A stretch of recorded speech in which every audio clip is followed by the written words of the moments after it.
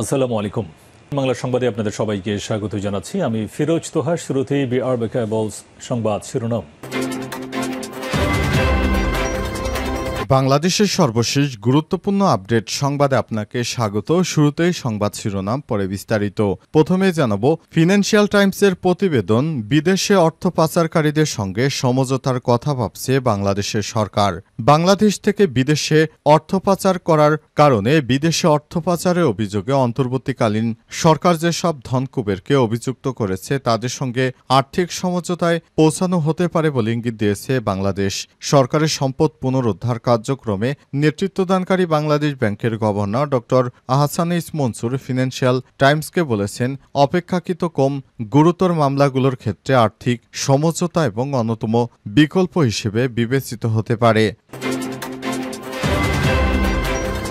জানাবো, ত্রাণের আশায় গিয়ে প্রাণ ছড়ল আরও 40 জন নিরীহ ফিলিস্তিনির। ফিলিস্তিনের গাজা উপত্যকায় দুটি ত্রাণ বিতরণ কেন্দ্রের কাছে ইসরায়েলি বাহিনীর হামলায় 40 জন ক্ষুধার্ত ফিলিস্তিনি নিহত হয়েছে। এই ঘটনায় আহত হয়েছে আরও 200 জন। দখলদার ইসরায়েলি বাহিনী ত্রাণ দেওয়ার কথা বলে নিরীহ ফিলিস্তিনিদেরকে ডেকে নিয়ে গুলি করে হত্যা করেছে আজ আরও নতুন করে 40 জনকে।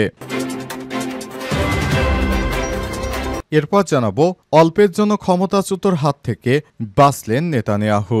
অল্পের জন্য ক্ষমতাচ্যুত হওয়ার হাত থেকে বেঁচে গেলেন ইসরায়েলের ইহুদিবাদী প্রধানমন্ত্রী বেঞ্জামিন নেতানিয়াহু। গাজায় সামরিক অভিযানে লক্ষ্য পূরণের ব্যর্থতা এবং সেখানে আটক জিম্মিদের সবাই এখনও মুক্তি না পায় গত বেশ কিছুদিন ধরে ব্যাপক সমালোচনার মুখে পড়েছিল দেশটির বর্তমান সরকার। এদিকে গাজা থেকে 2 জিম্মির মরদেহ উদ্ধারের দাবি ইসরায়েলের। গাজা উপত্যকায় চলমান সামরিক অভিযানের মধ্য দিয়ে ইসরায়েলি বাহিনী 2 জন জিম্মির মরদেহ উদ্ধারের দাবি করেছে আজ। তারা দেশটির সেনাবাহিনী প্রধানমন্ত্রী নেতানিয়াহু এই দাবি করেছেন। নিহতদের মধ্যে একজন হলেন ইয়ার ইয়াকব। এবারে জানাবো, ইরানের হুমকির পর ইরাকের দূতাবাস থেকে কর্মী সরিয়ে নিচ্ছে যুক্তরাষ্ট্র। ইরাকের রাজধানী বাগদাদে অবস্থিত মার্কিন দূতাবাসে অপরিহার্য নয় এমন কর্মী ও স্বজনদের সরিয়ে নেওয়া হচ্ছে আজ। ট্রাম্প প্রশাসনের একাধিক সূত্র এই তথ্য নিশ্চিত করেছে। সেখানে ইরান থেকে হামলা চালানোর ঘোষণার পরই তাদেরকে সরিয়ে নিতে শুরু করেছে যুক্তরাষ্ট্র। এতক্ষণ শুনছিলেন সংবাদ শিরোনাম, এবারে বিস্তারিত। তবে তার আগে বন্ধুরা, অনুরোধ থাকবে এই সংবাদটিতে একটি লাইক দিন। এই চ্যানেলে আপনি নতুন হয়ে থাকলে আমাদের সংবাদটি দেখতে দেখতে চ্যানেলটি সাবস্ক্রাইব করে রাখুন। কমেন্ট করে বন্ধুরা আপনার মূল্যবান মতামত জানিয়ে দিন আপনি বিশ্বের কোন দেশ থেকে বা বাংলাদেশের কোন স্থান থেকে আমাদের সংবাদটি দেখছেন এবং শুনছেন। আর বন্ধুরা, গাজা যুদ্ধে আপনি যদি নিরীহ ফিলিস্তিনিদের ভালোবেসে থাকেন, কমেন্টে ইয়েস লিখে বিশ্ববাসীকে জানিয়ে দিন। সংবাদটি আপনার সোশ্যাল মিডিয়া ফেসবুকে শেয়ার করে বন্ধুদেরও দেখার সুযোগ করে দিন। এবারে বিস্তারিত। ফিনান্সিয়াল টাইমসের প্রতিবেদন, বিদেশে অর্থ পাচারকারীদের সঙ্গে সমঝোতার কথা ভাবছে বাংলাদেশের সরকার। বাংলাদেশ থেকে বিদেশে অর্থ পাচার করার কারণে বিদেশে অর্থ পাচারের অভিযোগে অন্তর্বর্তীকালীন সরকার যেসব ধনকুবেরকে অভিযুক্ত করেছে তাদের সঙ্গে আর্থিক সমঝোতায় পৌঁছানো হতে পারে বলে ইঙ্গিত দিয়েছে বাংলাদেশ। সরকারের সম্পদ পুনরুদ্ধার কার্যক্রমে নেতৃত্বদানকারী বাংলাদেশ ব্যাংকের গভর্নর ডক্টর আহসানিস মনসুর ফিনান্সিয়াল টাইমসকে বলেছেন, অপেক্ষাকৃত কম গুরুতর মামলাগুলোর ক্ষেত্রে আর্থিক সমঝোতা এবং অন্যতম বিকল্প হিসেবে বিবেচিত হতে পারে।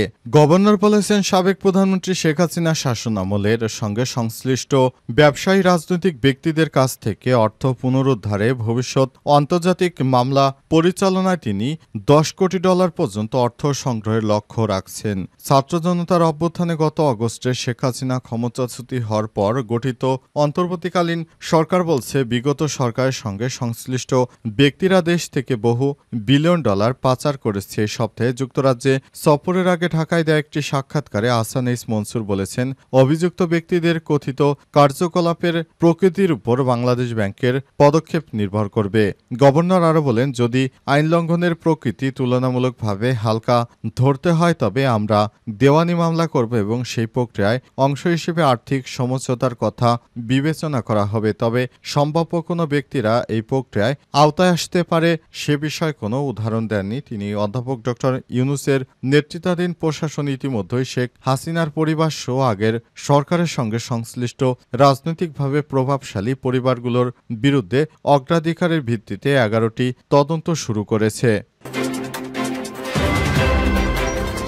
ত্রাণের আশায় গিয়ে প্রাণ ঝরল আরও 40 জন ফিলিস্তিনের গাজা উপত্যকায় দুটি ত্রাণ বিতরণ কেন্দ্রের কাছে ইসরায়েলি বাহিনীর হামলায় 40 জন ক্ষুধার্ত ফিলিস্তিনি নিহত হয়েছে। এই ঘটনায় আহত হয়েছে আরও 200 জন। দুটি ত্রাণ কেন্দ্রেই পরিচালনা করছে যুক্তরাষ্ট্র ও ইসরায়েল সমর্থিত বিতর্কিত গাজা হিউম্যানিটেরিয়ান ফাউন্ডেশন BHF। এ নিয়ে বিতর্কিত সংস্থাটি ত্রাণ বিতরণ করতে গিয়ে 1.5 শতাধিক ফিলিস্তিনিকে হত্যা করেছে। গাজার জরুরি পরিষেবা বিভাগ সিভিল ডিফেন্সের বরাতে আল জাজিরা জানিয়েছে আজ যুক্তরাষ্ট্র সমর্থিত একটি ত্রাণ বিতরণ কেন্দ্রে প্রবেশের অপেক্ষায় থাকা ফিলিস্তিনিদের উপর ইসরায়েলি বাহিনীর হামলা চালায়। এতে 31 জন নিহত হয়েছে এবং আহত হয়েছে প্রায় 200 জন। মধ্য গাজার নেতজারিম করিডোর এলাকায় এই ঘটনা ঘটে। সিভিল ডিফেন্সের মুখপাত্র মাহমুদ বাসাল বলেছেন, আমেরিকান সাহায্য কেন্দ্র থেকে খাবার নিতে যাওয়ার সময় কয়েক হাজার নাগরিকের উপর ইসরায়েলি বাহিনী ট্যাঙ্ক ও ড্রোন হামলা চালিয়েছে। এই ঘটনায় আমরা শহীদ অন্তত 31 জনের মরদেহ এবং প্রায় 200 জনকে আহতদেরকে উদ্ধার করেছি। মাহমুদ বাসাল আরও বলেছেন, আজ দিবাগত রাত 2টা থেকে যুক্তরাষ্ট্র ও ইসরায়েল সমর্থিত খাবার বিতরণ কেন্দ্রের কাছে জড়ো হতে শুরু করে কয়েক হাজার নিরীহ ফিলিস্তিনি। পরে তাদের উদ্দেশ্য করে কয়েক দফা ইসরায়েলি ট্যাঙ্ক থেকে গোলাবর্ষণ করা হয়। এই গোলার আঘাতে অন্তত 40 জন মানুষ প্রাণ হারিয়েছে। অবস্থায় সেখানে অন্তত 400 জন মানুষ আহত হয়েছে। অল্পের জন্য ক্ষমতাচ্যুত হওয়া থেকে বাঁচলেন নেতানিয়াহু। অল্পের জন্য ক্ষমতাচ্যুত হওয়া থেকে বেঁচে গেলেন ইসরায়েলের প্রধানমন্ত্রী বেঞ্জামিন নেতানিয়াহু। গাজায় সামরিক অভিযানে লক্ষ্য পূরণে ব্যর্থতা এবং সেখানে আটক জিম্মিদের সবাই এখন মুক্তি না পায় গত বেশ কিছুদিন ধরে ব্যাপক সমালোচনার মুখে পড়েছিল দেশটির বর্তমান সরকার। গত কয়েক মাসে সরকারের বিরুদ্ধে একের পর এক বিক্ষোভ সমাবেশ করেছে নাগরিকরা। এই পরিস্থিতিতে আগাম নির্বাচনে দাবিতে তৎপরতা শুরু করেছে ইসরায়েল বিরোধী দলগুলো। এই সংক্রান্ত একটি বিল দেশটির পার্লামেন্ট নেসেটে উপস্থাপন করা হয়েছে। আজ বিলটির উপর ভোটাভুটি হলে তা বাতিল হয়ে গেছে। আজ এর বিপক্ষে এমপিদের ভোটের আহ্বান করে নেসেটে উপস্থাপন করা হয় সেই বিলটি। 120 আসন বিশিষ্ট নেসেটে বিলটি পাশের জন্য প্রয়োজন ছিল অন্তত 61টি ভোট, কিন্তু ভোটাভুটির পর দেখা গেছে বিলটির পক্ষে পড়েছে 53টি ভোট এবং বিপক্ষে পড়েছে 61টি ভোট। বাকি 6 জন ভোট দেওয়া থেকে বিরত ছিলেন। সম্প্রতি সেনাবাহিনীতে নতুন সেনা সদস্যদের আহ্বান করে সেনা সমাবেশ ডেকেছিল নেতানিয়াহু সরকারের পরেই এই বিলের প্রস্তুতির কাজ শুরু করে বিরোধী দল। নেসেটে বিল বাতিল হয় এই যাত্রায় ক্ষমতাচ্যুত হওয়ার থেকে বেঁচে গেলেন নেতানিয়াহু। ইসরায়েলের পার্লামেন্টারি আইন অনুসারে আগামী অন্তত 6 মাস পর্যন্ত আগাম নির্বাচন সংক্রান্ত কোনো বিল নেসেটে জমা দিতে পারবেন না বিরোধীরা। এ অবস্থায় কোনো মতে যান নিয়ে বেঁচে গেছে নেতানিয়াহু। গাজা থেকে 2 জিম্মির মরদেহ উদ্ধারের দাবি ইসরায়েলের। গাজা উপত্যকায় চলমান সামরিক অভিযানের মধ্য দিয়ে ইসরায়েলি বাহিনী 2 জন জিম্মির মরদেহ উদ্ধারের দাবি করেছে। আজ জানিয়েছে দেশটির সেনাবাহিনী এবং প্রধানমন্ত্রী বেঞ্জামিন নেতানিয়াহু এই দাবি করেছেন। নিহতদের মধ্যে একজন হলেন ইয়াকব। এক যৌথ বিবৃতিতে ইসরায়েলি সেনাবাহিনী এবং অভ্যন্তরীণ নিরাপত্তা সংস্থা শিন বেত জানিয়েছে, দক্ষিণ গাজার খান ইউনুস এলাকা থেকে ইয়াকব এবং আরেক জিম্মির মরদেহ উদ্ধার করা হয়েছে, যার পরিচয় এখনও প্রকাশ করা হয়নি। 59 বছর বয়সী ইয়াকব কিবুৎজে নির ওজের বাসিন্দা। সেনাবাহিনী জানিয়েছে তিনি ইসলামিক জেহাদের যোদ্ধাদের হাতে নিহত হয়েছেন, যারা হামাসের ঘনিষ্ঠ মিত্র।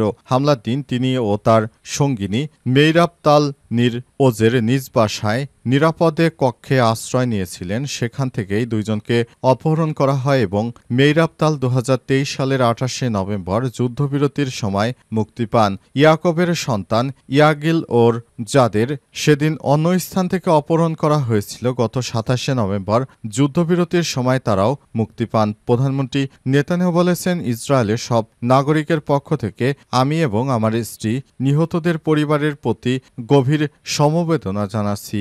আমরা চুপ থাকব না, বিশ্রাম নেব না যতক্ষণ সব জিম্মি জীবিত হোক বা মৃত হোক ঘরে ফিরে আসছে।